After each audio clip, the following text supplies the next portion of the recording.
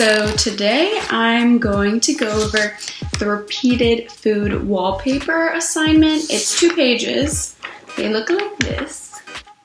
And I'm going to quickly go over the instructions so that we have a general understanding of what's supposed to happen. So if you look at the paper, the first thing it says is to select a fruit or vegetable to be in your wallpaper design. So I have chosen pineapple. It says it under there as well, and I'll show a picture of the pineapple. And then in the square below, it says to draw your favorite fruit or vegetable 3 different times, and it states what those 3 different times should look like. So the first one says that it should be your fruit or vegetable where it grows. So that's pictured here, my pineapple.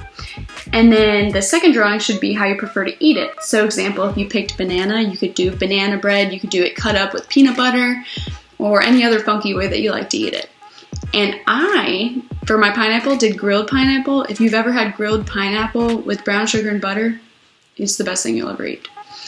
And then the third drawing should be your fruit or vegetable decaying okay, so basically, or the part that's not eaten. So for the pineapple, the little green leaves, you don't eat those, obviously. And then the core, if you've ever eaten a pineapple, you usually cut it so that the core isn't eaten. So if you chose an apple, you could do the apple core.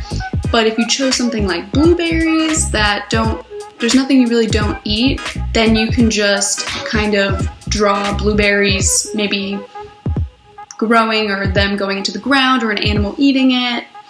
Maybe there's a bad one, like if you had a blueberry with maybe like mold on it, that would be a good idea for that. I'm sure you can find some pictures, so I would do something along those lines for that one. Alright, so I will show my drawing now. Alright, so I kind of already had my sketch of my pineapple in the 3 stages of its life. And so I kind of just went over it with a marker to outline it before I want to do anything else. It's up to you if you want to outline it or not. I just think it looks very classy when I outline it in black, but you can choose to outline it in Sharpie, pencil, color pencil, crayon, whatever floats your boat.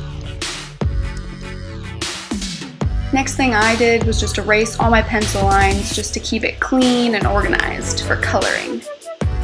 So now it gets a little tricky. So I decided to cut my square out first before coloring it, but I kind of recommend that it's easier to color while it's still a big piece of paper and then you can cut it out after. But basically I just cut it out first and then used the small piece of paper to color.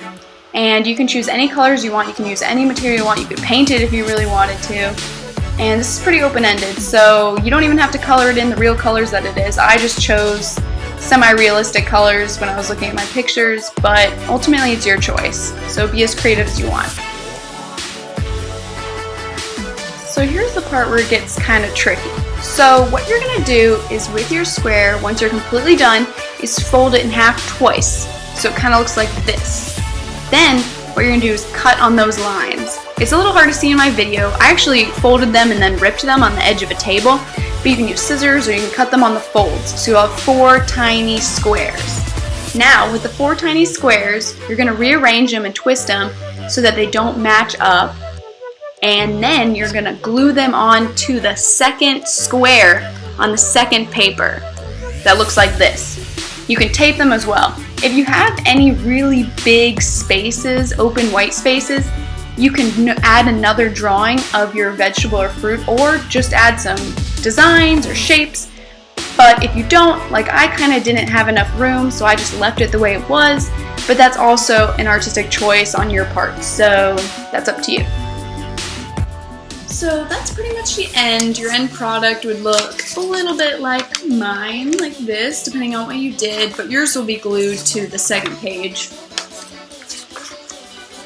So it'll kind of look like that. And so that'll be your final product. Now, the idea behind this is actually, you might not be so happy with the way it turns out. It might not look like what you thought it was going to look like at the beginning. However, the key is, this is the key piece to making your repeated pattern. So if you chose to, what you could do is you could scan it in or take a picture of it and crop it, and then put it on Word or Photoshop and repeat it, and then it will become the pattern. So I'll show you what that looks like below. Well, I'll show you what that looks like here and for mine, and then you can choose if you want to do that or not. But if not, this is as far as you have to go, and I hope you're happy with what you did. Have a good day.